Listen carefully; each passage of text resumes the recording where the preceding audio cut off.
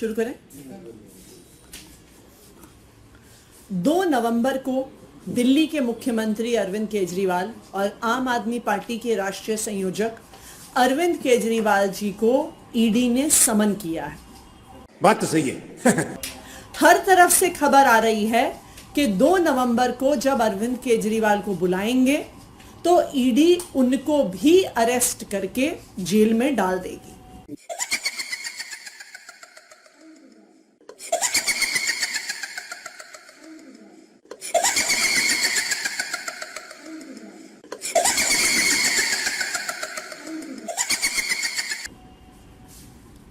आज भारतीय जनता पार्टी और प्रधानमंत्री नरेंद्र मोदी जी आम आदमी पार्टी को खत्म करना चाहते हैं। बोलने दे, तकलीफ हुआ है बेचारे को।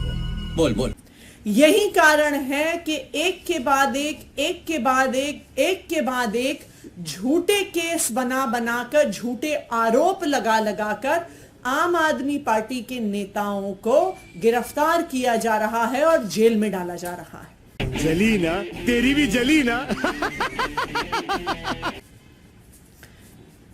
आम आदमी पार्टी के संयोजक और दिल्ली के मुख्यमंत्री अरविंद केजरीवाल को 2 नवंबर को जब गिरफ्तार किया जाएगा, वो इसलिए नहीं किया जाएगा कि उनके खिलाफ कोई केस है, उनके खिलाफ कोई सबूत है।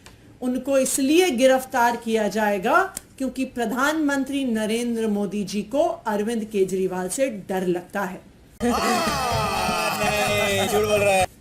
उन्हें पता है कि अगर इस देश में कोई एक नेता है जो खुल के भारतीय जनता पार्टी के खिलाफ बोलता है, जो भारतीय जनता पार्टी के खिलाफ लड़ता है, उस नेता का नाम है अरविंद केजरीवाल। जब से प्रधानमंत्री नरेंद्र मोदी जी 2014 में प्रधानमंत्री बने, तब से अगर एक आदमी से वो सबसे ज्यादा परेशान है, सबसे ज्यादा डरते हैं, वो अरविंद केजरीवाल है।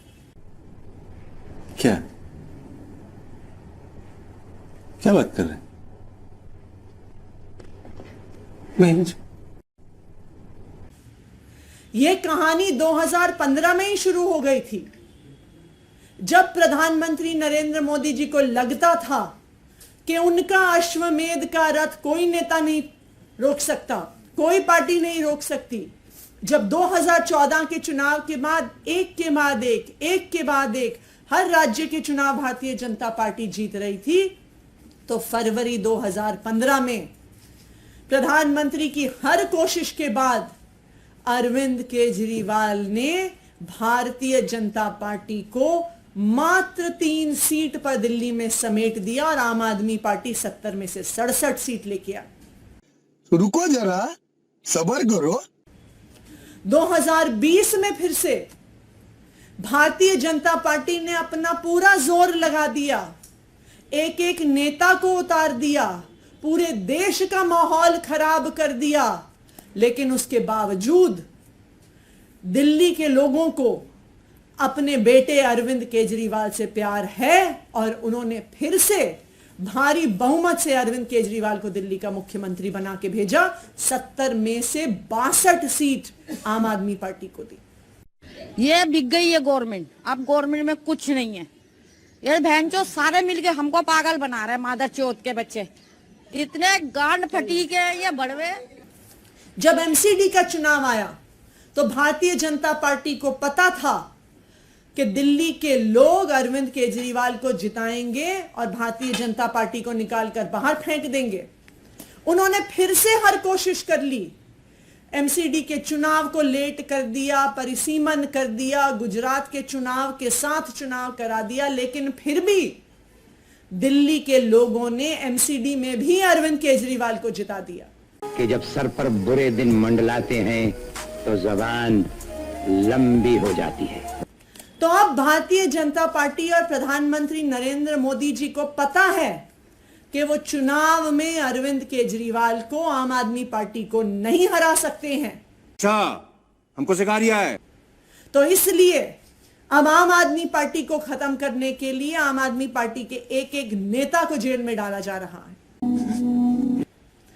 अगर 2 नवंबर को अरविंद केजरीवाल गिरफ्तार हो जाते हैं, इसका क्या मतलब होगा? तेरा तो गेम बजाना पड़ेगा।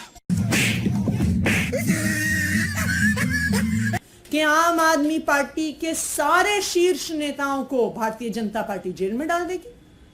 Oh my God!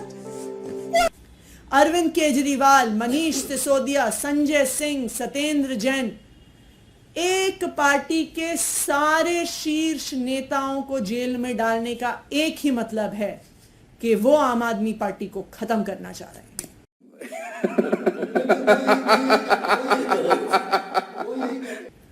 और मैं ये भी आपको बता दूं कि अपने खिलाफ आवाज उठाने वालों को जेल में डालने का किस्सा, सीबीआई और ईडी को मिसयूज करने का किस्सा अरविंद केजरीवाल पे नहीं खत्म होगा। ये बड़ी अच्छी बात कही आप।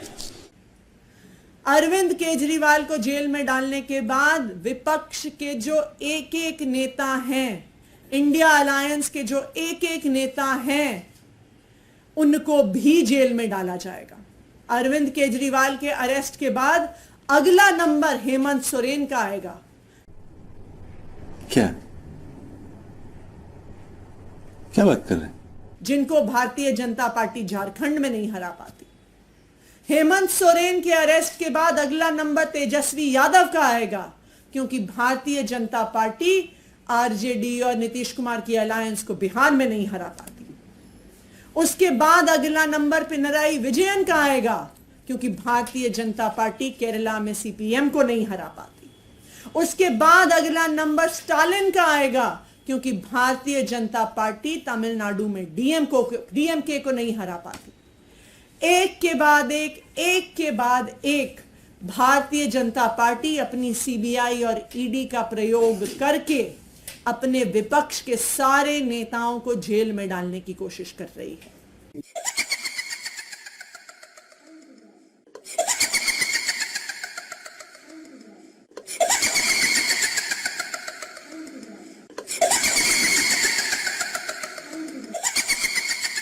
ये क्या है? ये इस देश में लोकतंत्र को खत्म करने का प्रयास है कि आप चुनाव नहीं जीत सकते तो जो लोग आपको चुनाव में हरा रहे हैं उन लोगों को जेल में डाल दो कि चुनाव की जरूरत ही नहीं पड़े। बाप को भेज, तेरे बस की बात नहीं। फिर इस देश में चुनाव नहीं बचेगा, फिर इस देश में संविधान नहीं बचेगा। भोसड़ी के, अब तो सच बोल दे भोसड़ी के। लेकिन मैं प्रधानमंत्री नरेंद्र मोदी जी को बताना चाहती हूं कि आम आदमी पार्टी के नेता जेल जाने से नहीं डरते हैं, झूठे केसेस से नहीं डरते हैं। हम इस देश के संविधान को बचाने के लिए अपनी आखिरी सांस तक लड़ते रहेंगे। समझ रहे ना आप? लेकिन सुन के अच्छा लगा।